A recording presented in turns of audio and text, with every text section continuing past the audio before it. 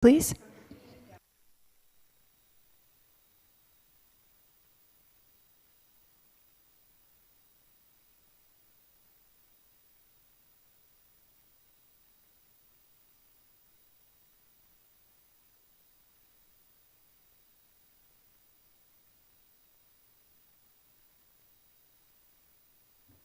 We're recording and live streaming.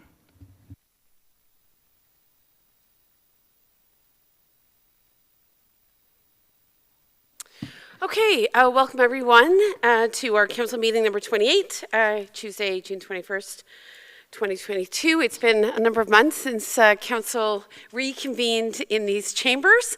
So colleagues, a new, or I should say certainly a reintroduction to in-person council meetings, and we hope it certainly stays that way. I would like to take this opportunity to welcome for the first time in our council chambers, Councillor Debbie Wilson. Of course, she's been here in many other capacities, but she's joining us tonight in person for the first time as a councillor sitting in our council chambers. So welcome, Councillor Wilson.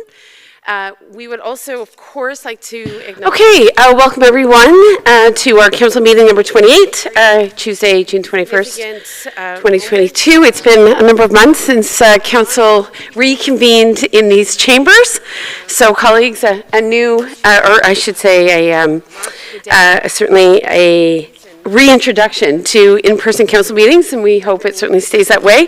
I would like to take this opportunity to welcome for the first time in our council chambers, Councillor Debbie Wilson. Of course, she's been here in many other capacities, but she's joining us tonight in person for the first time as a councillor sitting in our council chambers. So welcome, Councillor Wilson.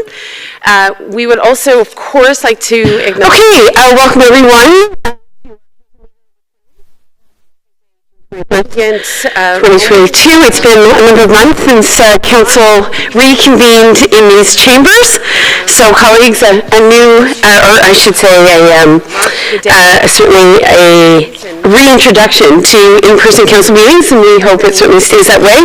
I would like to take this opportunity to welcome for the first time in our council chambers, Councillor Debbie Wilson. Of course, she's been here in many other capacities, but she's joining us tonight in person for the first time as a councillor sitting in our council chambers. So welcome, Councillor Wilson. We would also, of course, like to acknowledge... Okay. And I believe, Councillor Sullivan, you're going to... 2022.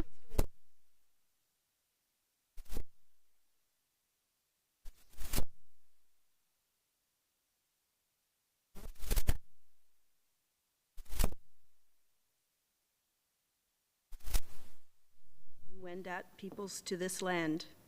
We recognize all First Nations, Métis, and Inuit who now call North Grenville their home. We respect and support the need for cultivating a strong relationship with all Indigenous peoples, and we look forward to continuing this conversation and fostering the path towards reconciliation.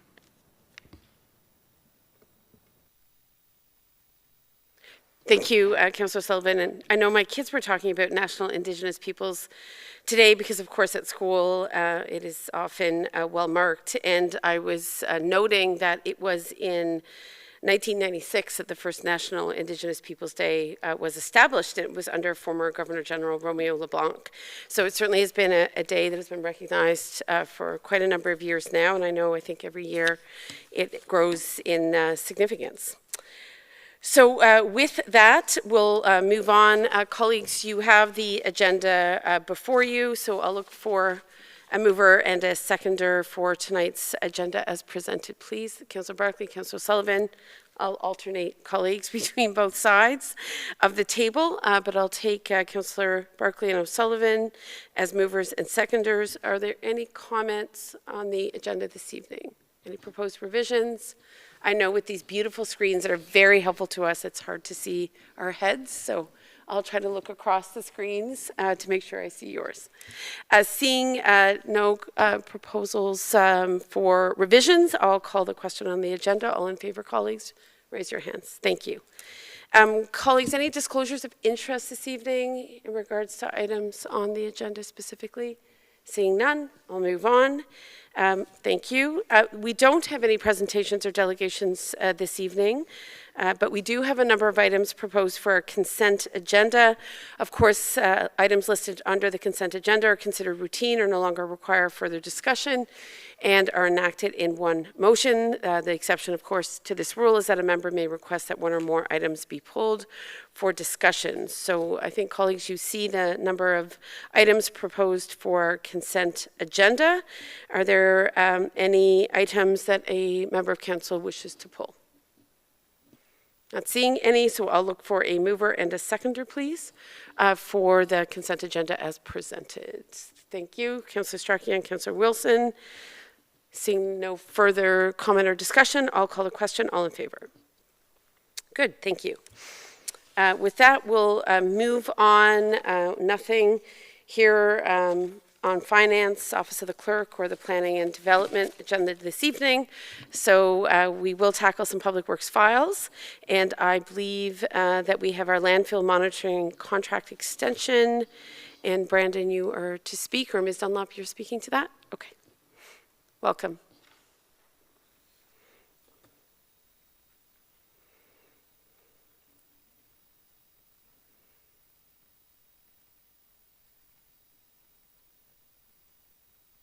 It's been a while, eh? Yeah. Is the mic coming on? Just 1 second. I know because we stream this, that may or may not be an issue. We'll have the clerk come over and see if she can problem solve. Okay. And Ms. Dunlop, there is a mic to the side if required.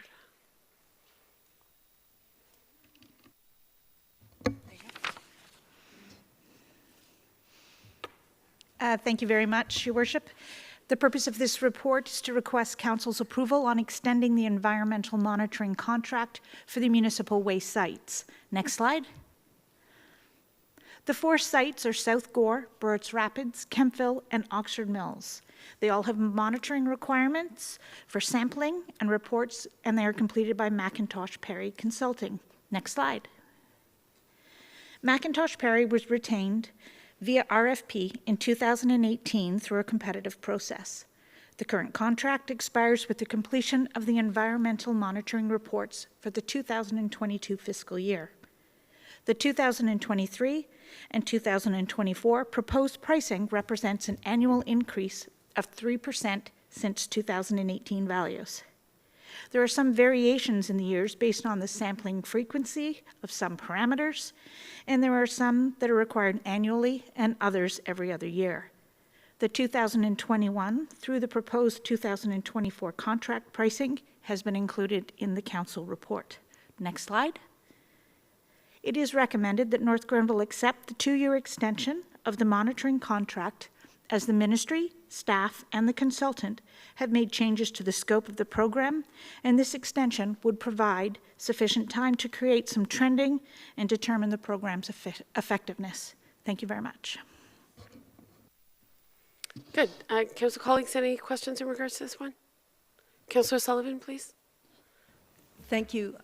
Through you, Madam Mayor, to Director Dunlop. I just noticed on this previous slide with the pricing that the only change between 2023 and 2024 was to Oxford Mills, and I just wondered why is that one lower and the others stay the same? Thanks. Through you, Your Worship. The reason would be the sampling frequency of certain parameters. As I said, certain off-site and on-site wells, there are approximately 22 at Oxford Mills, and only certain parameters have to be sampled annually. And you referred to forthcoming changes in 2022? Is that right? Are there changes out of the ministry? No, there's not changes at the ministry. It's based on our annual license requirements through the Ministry of the Environment. So each sample or each site has specific sample requirements based on that license, and they can vary. Some are annual, some are biannual, some are every 5 years. I see. Okay. Colleagues, anything else on this issue? Seeing nothing, I'll look for a mover and a seconder that council authorize the Director of Public Works or her designate to sign a contract extension with McIntosh Perry Consulting to allow for the continuation of the landfill monitoring program. Councillor Sullivan, do you want to move that? Seconder, please. Councillor Barkley, thank you. Seeing no further questions, I will call the vote. All in favor, please. Thank you. All right. Next, we have our engineering standards for design approval and construction. And I believe, Mr. Bro, you're here for that purpose. Welcome.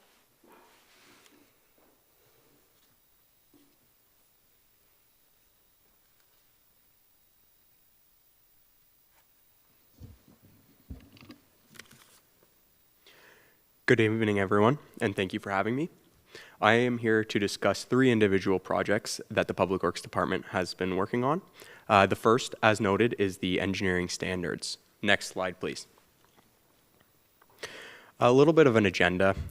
First, I will give you a bit of background on the project. Then we will discuss what the engineering standards are, who uses them, and how they will be used.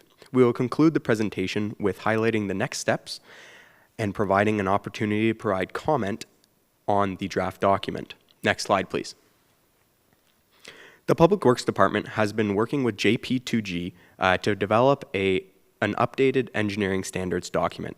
These standards are based on industry requirements and standards, municipal input, and stakeholder consultation. To date, the standards have been developed to 90% completion and are being revised to a 100% complete document following a 6-week consultation period. This consultation period primarily included municipal partners, committees of council, the development community, and the public. This comment period ended last Friday, June 17th, 2022. Next slide, please. So what are the engineering standards? The engineering standards are firm-approved municipal guidelines that provide direction to the development community on minimum standards of design and construction. The intention of these standards is to lay out municipal requirements for all municipal services as such. General plan and submission requirements, transportation, stormwater, wastewater, drinking water infrastructure, street lighting, utilities, and lot development. Next slide, please. These engineering standards are primarily used by municipal staff, including the Public Works Department and Planning and Development Departments. Even the Parks and Rec and Culture Department uses these. Land developers and their representatives and consultants, builders, and municipal consultants as well. Next slide, please. Finally, how are they used? The guidelines establish a minimum standard of what should be included and what will be accepted in an engineering submission regarding municipal infrastructure. The standards will also provide guidance on how the submissions should be developed and how municipal services shall be designed and constructed. The standards not only highlight how municipal services will be designed and constructed, but also how the physical infrastructure will be approved and ultimately what will be accepted by the municipality. Next slide, please. We do have a few next steps for this project. Today's meeting actually is the primary next step. We are here to provide council with an opportunity to comment on the draft engineering standards. Once we have received all comments, we will work to respond and make appropriate changes throughout the document. This will include comments from the wide consultation, which was just completed, comments from our internal review of the document, and comments received this evening from council. Some of the more major items which will be updated before bringing the document to council for adoption include the roadway cross-sections. The ones that were included were pulled directly from the previous iteration of the document. There are significant changes that will come there. Some of the engineering checklists that were included, the street lighting standards, and many more items that were highlighted by the development community. Once all the appropriate changes have been made and reviewed by the municipality, we intend to bring the engineering standards back to council for final adoption. This is anticipated in July 2022.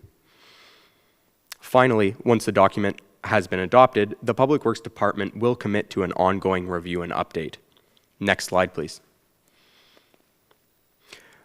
Being a technical document and understanding the direct implications to the municipality, the development community, and the public, this document remains a somewhat living or working document, even after adoption.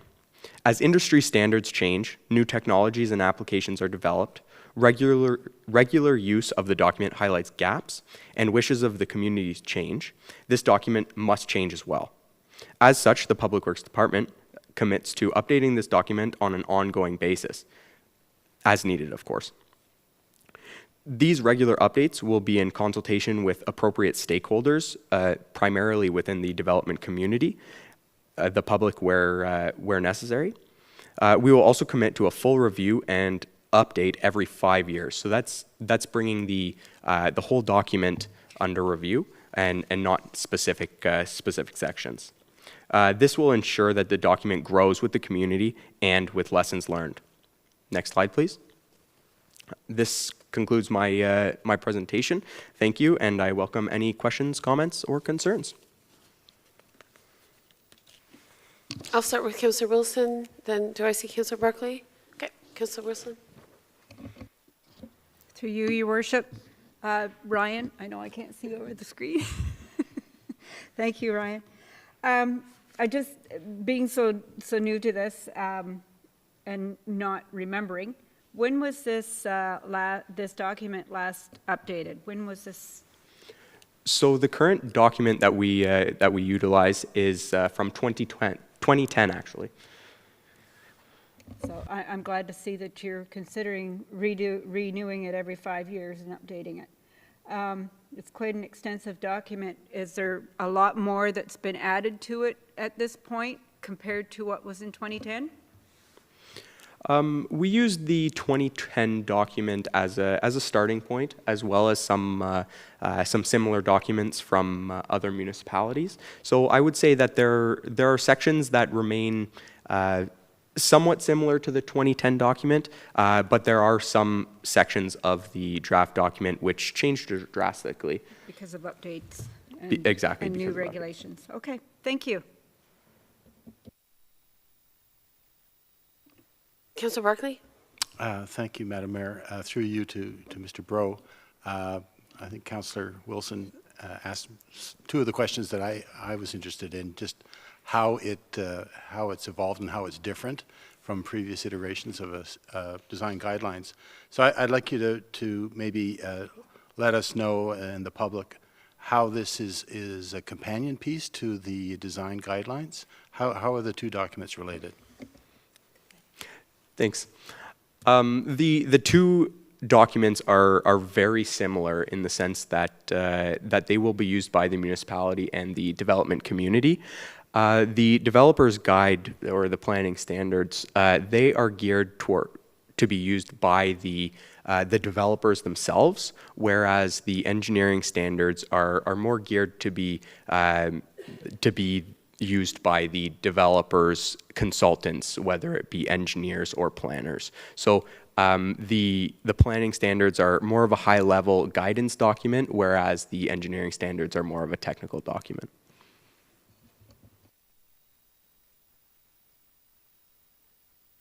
Councillor Sullivan? Through you, Madam Mayor, to Mr. Bro, I want to thank you very much for all the hard work that you and Director Dunlop and your team did for this. It's a 228-page document. You summarized the highlights in here very well. And I know that the planning piece is more with respect to what is there, and this is more like how it's done, so more technical. But I just wanted for the public to know that the advisory committees like accessibility and active transportation and heritage, I believe, were included in the consultation as stakeholders to make sure that input was provided from those groups. So thank you very much for all the work on this. Thank you. So Have I missed anyone? Oh, Councillor Strachan, I'll let you go and then I'll go last. Thanks. Thank you, Madam Mayor. Brian, I appreciate the detail of this document. It's right down to what version of AutoCAD should be used and everything, so important details for sure. I'm wondering, were there any areas that were contentious at all within your deliberations? Are there areas that were required a little bit more, I guess, back and forth to come to agreements on there? Or is the nature of this so technical that most of it becomes fairly straightforward? I'm not sure that I can pick any specific area that has been contentious in the development of this document. Through the development community, we work with developers all the time. So many of the updates that have been included in this document have already been discussed in detail with the development community through development applications and that type thing. So off the top of my head, I can't think of anything contentious. We did have a significant amount of comments received from the development community, but nothing that I would consider contentious by any means. Okay, no, that's good to know. And I think that it's a good sign that they were already anticipating a lot of these changes because they were putting them to practice, but the document didn't reflect it. So that's good to know. Thank you. Certainly, I think when the impetus for the design guidelines, right, was articulated by council, it was really, I think, to respond to some concern in the community that certain subdivisions were going in that weren't necessarily compatible, right, with, I think, how North Grenville sees itself and with sort of a rural-urban blend. So the question was, how do we create better compatibility, especially on the design side, right? So I'm curious, do other municipalities have such an elaborate engineering design framework? Is that fairly standard? I would say this document is fairly standard in the items that it addresses. Different municipalities go into much more detail or much less detail. Mm-hmm. A lot of the items, as much as possible, we like to refer to provincial standards or regulatory body standards. So that's the direction we have taken. Mm-hmm. Some municipalities have gone in establishing those standards for themselves, but it could go either way. So in your opinion, does this document sort of reflect, for the most part, sort of provincial standards or industry guidelines as articulated by other levels of government? Or are you looking to establish or go above and beyond, right? What's this signature mark of this particular approach? So there are a significant amount of items in here that refer back to those provincial standards. There are a number, as previously discussed, the items that we have already kind of addressed with the development community and made North Grenville specific already. Those are the typical North Grenville changes that we've included in this document. Okay. I know that at the time, certainly I think when we started this process over 2 years ago, Karen, it was sort of looking for that made in North Grenville standard, right? That kind of makes sense for our community and the builders and the developers here, and the expectations, I think, among community members of how development can be well integrated. So given what I've read, it certainly seems that you're certainly working to achieve that compatibility in terms of both the community's needs, but also what can be accommodated, obviously, by the development community in a larger sense. Is that a fair statement? I think that's fair for sure. Thank you. Okay. Okay, Council, if there are no more comments, I'll look for a mover and a seconder. I have Councillor Strachan and Councillor Wilson. Thank you. And with no further discussion, I'll call the vote. All in favor, please. Thank you. And that is, of course, I didn't read the motion, but that Council received the report titled Engineering Standards for Design Approval and Construction. That's just for information purposes. And do you expect something to come back at this stage? If there are any formal comments you wish to provide, that would be great. However, we will be including all of the comments from the community and moving forward on the document and bringing it back to council for further comment and adoption. Okay, thank you. Okay, next, I think, Mr. Bro, you're on for road classification. Okay. Thank you. The second project I am here to discuss with you is the Roadway Classification Study. The Public Works Department has been completing this project in consultation with WSP. Next slide, please. Our agenda for this presentation will be similar to the engineering standards. Primarily, we will discuss what are the roadway classifications and who uses the roadway classifications. Next, I will provide you with a brief summary of what has been completed so far before discussing the roadway classifications as drafted and implemented, followed by what the next steps are going to be. Next slide, please. So what are the roadway classifications? Quite simply, they are a classification system for all roadways. They establish a hierarchy within the road network based on certain criteria and characteristics of the roadways. Industry standards are currently established by the Transportation Association of Canada and the Ministry of Transportation in Ontario. These industry standards use terminology that you may be familiar with, like collector or local, arterial roads, or even a numbered system based on the roadway speed limit and volume of traffic. Next slide, please. The users of the classifications, and additionally, why do we need a hierarchy within a road network? The classifications are not typically used by anyone other than municipal staff. Primarily, the classes are used by the Public Works Department from the engineering and operations side of things, while also being used by the planning department. These classes and hierarchy system help to establish an appropriate design criteria and prioritization, and are used to prioritize maintenance activities. They also help from a planning perspective by helping to guide development processes. Next slide, please. WSP has worked with staff and stakeholders to establish a classification system for North Grenville roadways. This classification system was subsequently applied to the road network to ensure consistency, continuity, and reduce redundancies. The remaining classification system, as drafted today, this classification system is comprised of 9 classes. Next slide, please. Our standard local and collector roadways are now divided into more descriptive North Grenville specific classifications.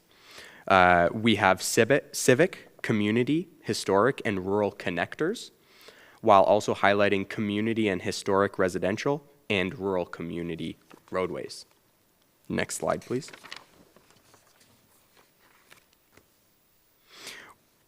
At this stage, we have also included very simplistic cross-sections, as you'll see on the screen above. These cross-sections have been developed to a simplistic standard right now. However, they will be further developed once the project progresses further. These cross-sections provide an idea of how the roadway would look. It should also be noted that these cross-sections would correspond directly with those developed through the engineering standards project. However, would include only those details related to the roadway itself. Next slide, please. As the study has been fully developed, our next steps are primarily community and further stakeholder engagement. This will also allow for a testing period where the Public Works Department will begin to utilize the classifications in everyday operations and procedures to ensure the application of the classifications meet the needs of the municipality and the community. Once the full engagement has been completed and appropriate changes have been made, if any, the Public Works Department will recommend council adoption. This is anticipated in September of 2022. Next slide, please. I have also included a few slides where the consultant has applied the current classification system to North Grenville's road network, as seen here from a North Grenville as a whole perspective. Next slide, please. And here for a more urban area perspective. Next slide, please. I would like to thank you for the opportunity and welcome any questions, comments, or concerns. Councillor Barclay? Through you, Madam Mayor, to Mr. Bro. Thank you very much for that outline. I have two questions. The first one is today I noticed driving down Beach Road that we have a paved shoulder on that road up until Irishtown, but not from Irishtown all the way into, I guess it's Crozier in Oxford Mills. I would see that as a connector, but more importantly, maybe a connector for cyclists. How would that road be classified? I know we haven't maybe drilled down that deep to individual roads, but I just want to understand how it might be used in the case of Beach Road in terms of prioritizing paving those shoulders all the way into Crozier. Yeah, definitely. So I do know that Beach Road is classified as one of the higher classes. I want to say it's a civic connector. However, I will need a minute to It's just still pretty look through my fresh, so I hate to put you on the spot like that, but I'm just wondering how it will inform future construction or rebuilds, having these new classifications. Maybe that's a more general question for you. Yeah, so these classifications, we would go based off of the typical cross-section that are included with the classifications. I do know that the section between County Road 44 and Irishtown, I believe that you're referring to, the paved shoulders were implemented because of the quarries on Irishtown. I believe that was the connection there and why they were not continued further. However, through this system, we will have a better idea of what the classification should be, what users of the roadway are, and what the roadway should look like moving forward. Second question, if I might. How will the road needs study inform our truck routes policy? Is there any connection between how we classified roads and what their future use might be or not be?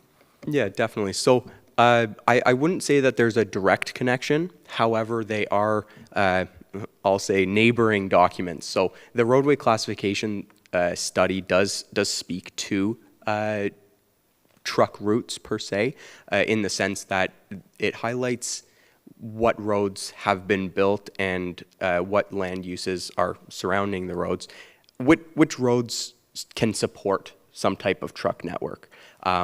It does not say which roads should have a truck network on them, but only that some roads are built to support trucks and some roads that are not. So we will be taking some of the findings from the road classification study, but I wouldn't say that they have a direct connection. Okay, I've got another question, but I'll let my council colleagues weigh in if they want. Okay. Any further questions from colleagues? Okay. So Councillor Sullivan, I'll put you on the list. I have a quick question, but I'll go last. And Councillor Barkley, I can defer to you after Councillor Sullivan if you wish. Okay. Councillor Sullivan. Thank you, Madam Mayor, and through you to Mr. Bro. On the slide that shows the cross-section of what the various classifications would look like, a rural connector has gravel shoulders on both sides. Is there a specification to how wide those gravel shoulders should be? Is that the 1.5 meters that I see on the photograph or on the picture drawing? Mr. Bro?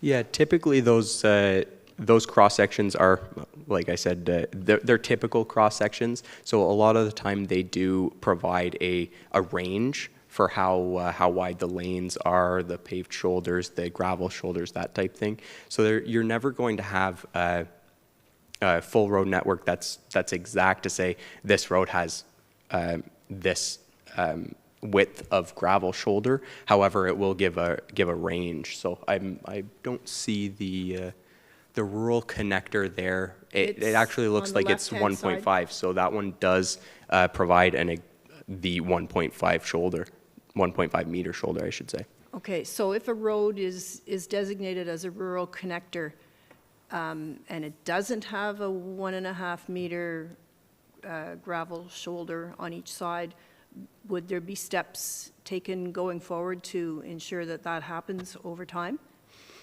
Definitely, there would. These roadway classifications would help the Public Works Department to move forward with budget deliberations and that type of process for sure. Okay, great. Thank you very much. Certainly before, actually, Councillor Barclay. Sure, Can I run with if you this? will. Yeah, what's that? You can go ahead. If Okay, would thank like. you. Maybe I will. Because that was my question, because in the process of explaining this earlier today, my understanding is that this will strengthen your capacity to actually also prioritize where you need investment because the road will be properly classified. So where in fact there's heavy truck use, right, you may need to recognize that maybe there's an investment every 5 years, or there's a close monitoring of the conditions of the road, sort of depending on how they're used and for what purpose. So is that your understanding of their value? It helps to, I think, frame and ensure that the Public Works Department, which has many demands on it from a roads perspective, is really paying attention to those road uses and how they may change over time. And I know, we've had some roads in our community, for example, Bolton, right, where there seems to be an urgent need for certain kinds of maintenance, but it's until you can fully understand what the use is, right, so it may be difficult for the Director of Public Works to always make that case. So I'm assuming that this will help regularize sort of a maintenance schedule and an understanding of where investments need to be made on these various roads, certainly for the purposes of vehicular traffic, but then also sort of being mindful of how else the road may be used. Is that your understanding of the function of this document? 100%. I think you said it well, that these will help strengthen the discussions regarding future maintenance, as future planning and current maintenance. So they're used on an operational side like today, as well as those future planning for sure. And is it common to have something, a road classification study or a framework in a municipality of this size, right? Is that fairly standard? Yeah, so all municipalities actually use roadway classifications to some extent. We do have those classifications highlighted through TAC as well as MTO. There hasn't been a wide range of municipalities that go with municipal specific roadway classifications, but in our regular operations we found that it was beneficial to have North Grenville specific, while also referencing back to make sure we are meeting, let's say, the minimum maintenance requirements from MTO's perspective and that type of thing. So we have connection both ways. I actually salute the creativity of the various names, because I can see that you've really dug down into how these roads are sort of understood and used, certainly by our own residents, if not residents outside of the community. So it certainly gives, from my perspective, just hearing all the discussion, it certainly seems, I think, it will assist you in your asset management planning and your capacity to maintain the roads to the degree that the community would expect them to, depending on whether it's business, residential, et cetera. Definitely providing clarity and consistency for our road network for sure. Perfect. Okay. I'll go back to Councillor Barclay. Thank you.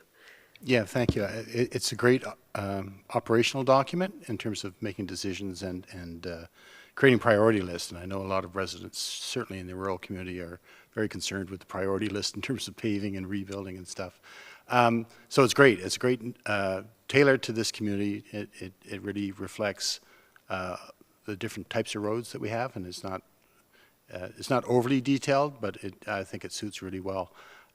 My question is, specifically the historic community, does that help us with the work that we're trying to do in Birds Rapids, that classification? What does that do to that situation there? So the historic community, as noted in one of the cross sections above, was actually based on the width of the right-of-way.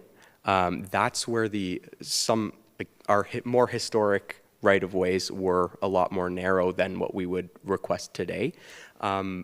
However, the consultant did look at, to some extent, classifications for those, diving into the historic communities to provide a little bit more context to the historic land uses, let's say. So there's also included in the report, there are additional conditions that can be applied to even the historic connector or any of the other classifications to make sure that if there is that historic context, that is included. However, they didn't go too detailed in that, as it is our understanding that the planning department is looking more for that from the official plan perspective. So we're trying to include it to some extent today, however, leaving room for a more detailed look at that aspect. Does that answer your question? I think so. I think you hit the nail on the head about the official plan, because I know there's the current official plan has got a lengthy section about Burrett's Rapids. So I like seeing these historic community in terms of how we classify some of those roads. Final question, if I might.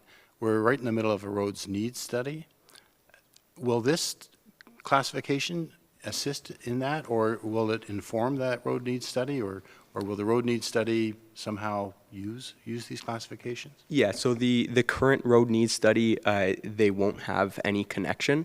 However, moving forward, it is reasonable to include this type of classification system in the further assessment. So typically we complete those road needs studies every 4 years. Every 5 years, sorry, my apologies. So in the next iteration of that road needs study, yes, it would definitely be considered. If there are no other questions, I'll look for a mover and a seconder for the following recommendation: that Council receive this report titled Roadway Classification Study Update for information purposes. All right, I'll stick to this side and I'll go to the other side for the next one. I'll take Councillor Sullivan and Councillor Barkley. And if there's no further comment, I will call the question. All in favor, please. Good. Thank you. All right. Mr. Breaux, I think this is 3 of 3 for you. And this is an update on our truck routes policy, for which, as I think we all know, there's been much discussion over the last few weeks. So look forward to this update. Thank you. Perfect, thank you.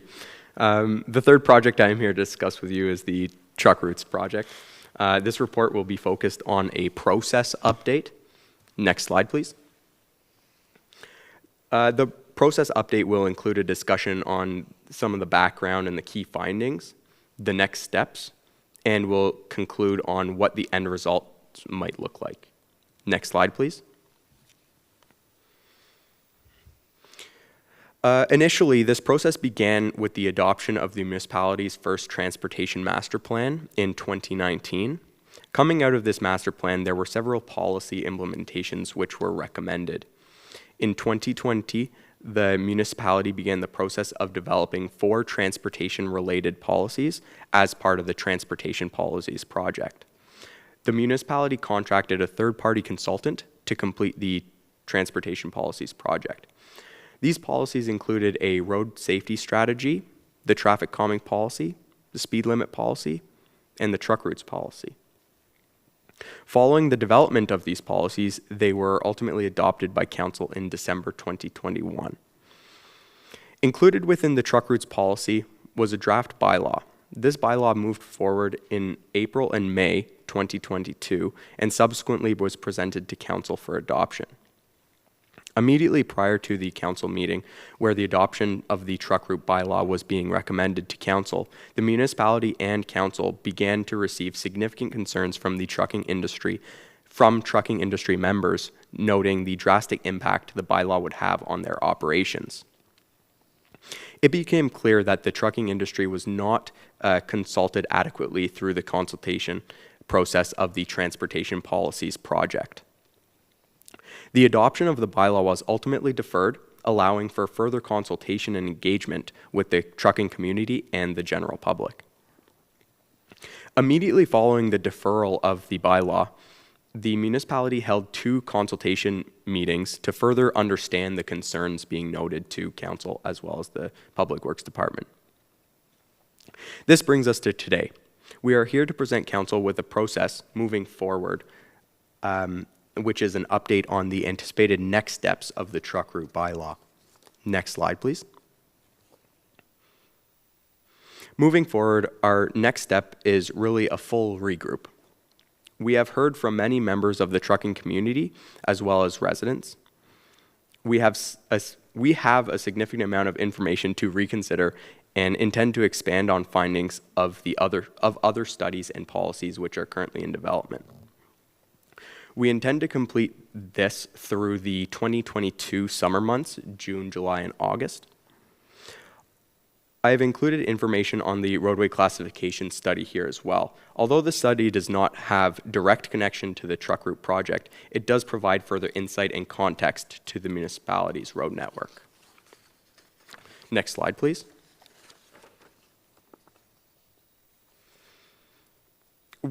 It is anticipated that we will further engage the public and the trucking community in the fall of 2022 once a full list of takeaways has been developed and the Public Works Department has had an opportunity to redevelop the truck route bylaw based on findings and the findings of additional consultation.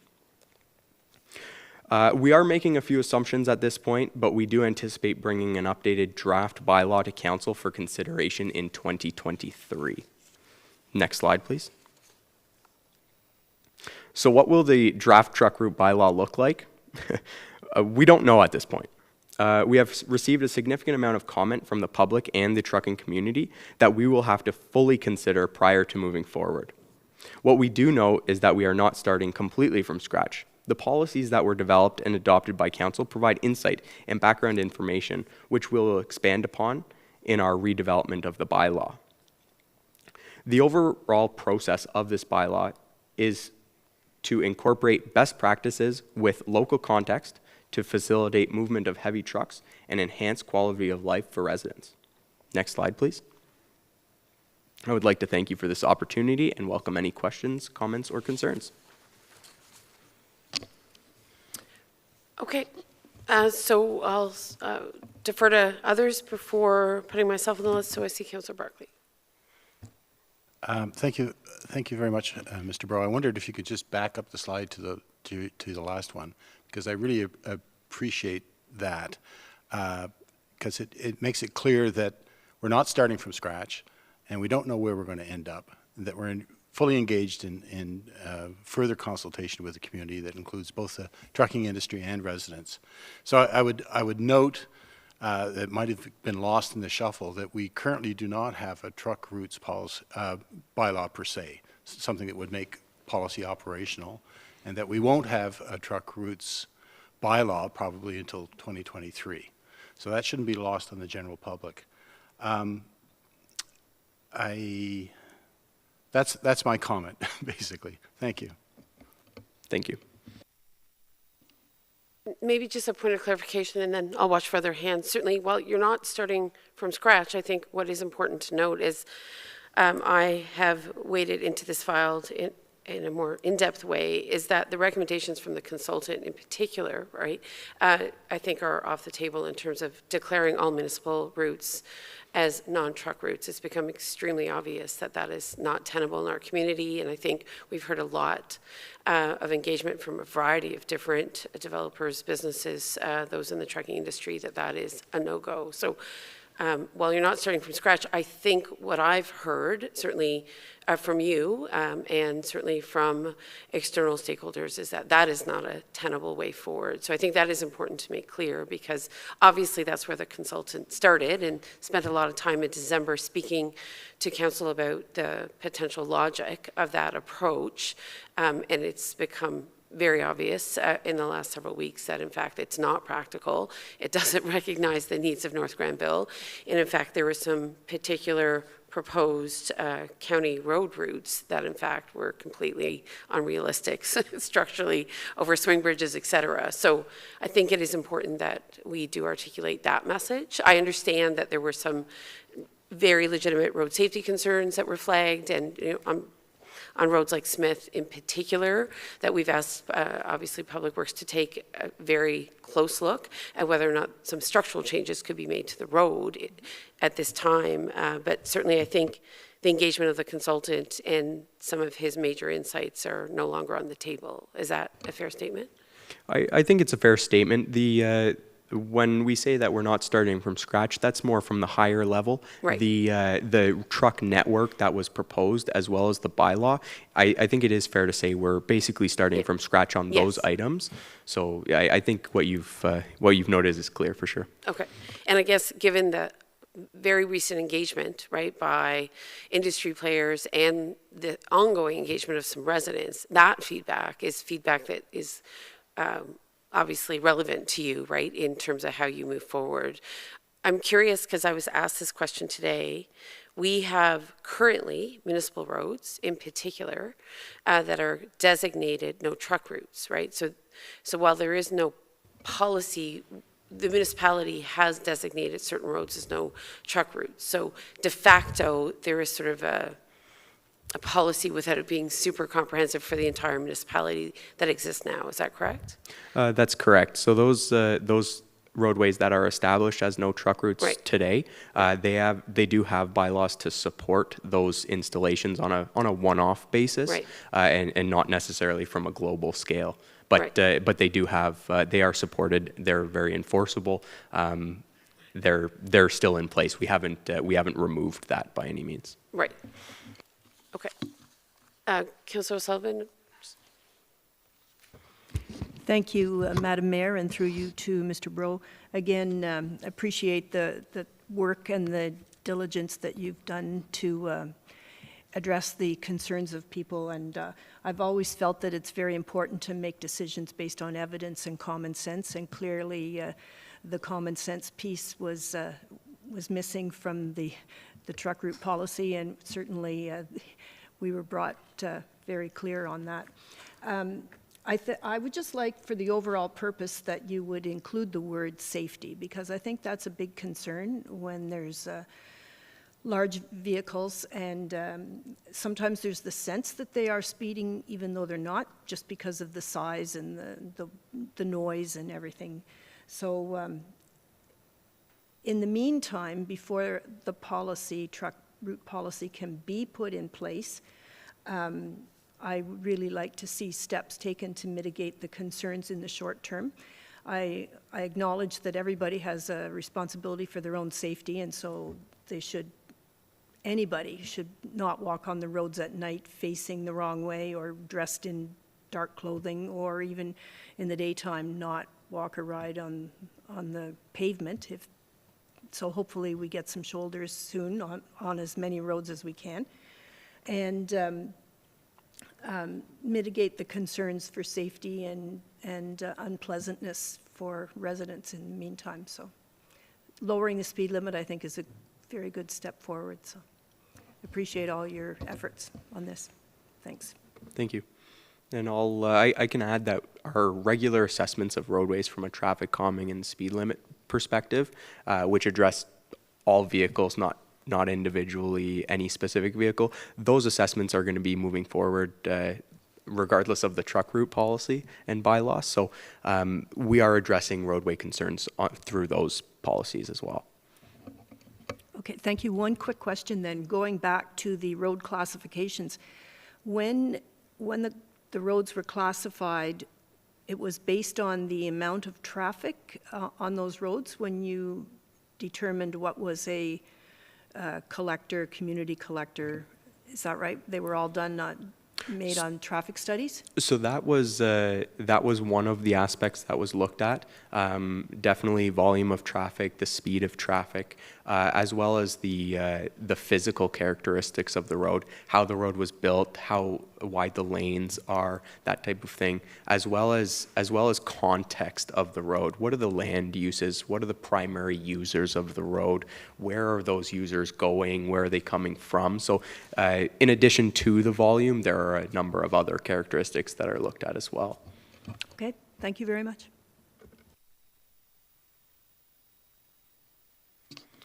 Seeing no other comments, just before we go to the recommendation, of course, this is just an information report.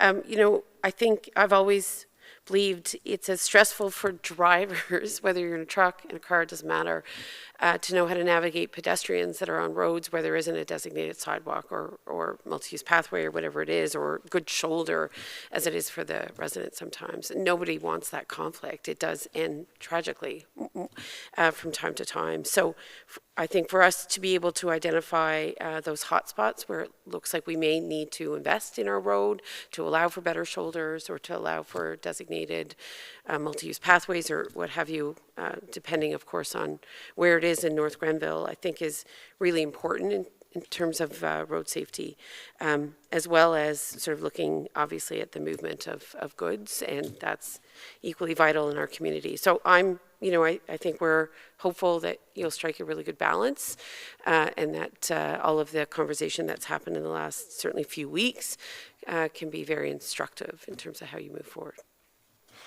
So I'll look for a mover and a seconder for the receipt of the information on truck routes update. Councillor Barclay, Councillor Strachan, thank you. And I'll call the vote if there are no further comments. Seeing none, all in favor. Good. Okay. On our consent agenda was the request of the counties for the reduction of the speed limit at Somerville Road and Heard through to Abbott. So look forward to managing that at the county's level. We have nothing under Parks, Rec, Culture this evening, nothing under Emergency and Protective. Our minutes have been adopted through our consent agenda. So we'll look to wrap up the meeting this evening. We're at other business, and I do not believe Mr. Dyke or Ms. Babcock-Cormier, do we have other business? No, Your Worship. Okay. Any notice of motions, colleagues? This is your prerogative. Seeing none.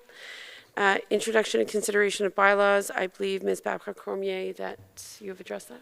We have none this evening. Okay, excellent. So questions from members of the media community? Welcome, Jen. You're good? Welcome back. We get to say that to you in person, so welcome back. I can confirm there's nothing from the public via email? That's correct, Your Worship. Okay, excellent. So we'll move to the close of the meeting, and that is the confirmation bylaw, that bylaw 5722, to confirm the proceedings of council at its regular meeting held on June 21 be adopted and passed. I'll look for a mover on this side of the house. Strachan, and I'll take Councillor Wilson as our seconder. Any further comment before I call the question on confirmation? Seeing none, all in favor, please raise your hands. And we'll look to a motion to adjourn, a resolution to adjourn. Over here, colleagues, Councillor Sullivan, Councillor Barclay, would you like to second? All right, and we are motioning to adjourn on 7:37 p.m. That's one of our quicker meetings. Thank you, Councillor Barclay. I think you chaired a more lengthy meeting last Wednesday while I was at my mother's memorial service in Newfoundland. So I did want to extend my thanks to you for doing that. And I would be remiss if I didn't well, first of all, thank our community for rallying around our effort to defend our title as Canada's most active community. Red Deer, Alberta did surpass us in the rankings very briefly on Friday, Saturday, but we regained our lead, and consequently we will work to the finish line. We've got 10 days to go, 9 days to go in the challenge. I think we remain #1 on the app, if I'm not mistaken, and you can win prize money twice. We were told that by the head of Participation. So certainly, we were saying if you haven't joined the Participation Challenge yet as a resident of North Grenville, you can certainly do that. And if you own a business here and you have a postal code here, you can affiliate with the challenge. The last 9 days is not too late, and Council's been doing a series of workouts in the last few days to be good examples to the community. So really hope that you get out there, and if you are, we know North Grenville is so incredibly active physically. It's really just a matter of tracking your minutes. So if you haven't had a chance to set yourself up on the app, we do have a troubleshooting team. You can call the front desk. desk, and you'll get one of our wonderful interns who will walk you through how to do that. So I look forward to North Grenville really rising to the challenge of these last 9 days and hopefully celebrating another win in July. And thank everyone for their community spirit. And with that, at 7:39, I will call the question on a resolution to adjourn. All in favor? Good. Thank you.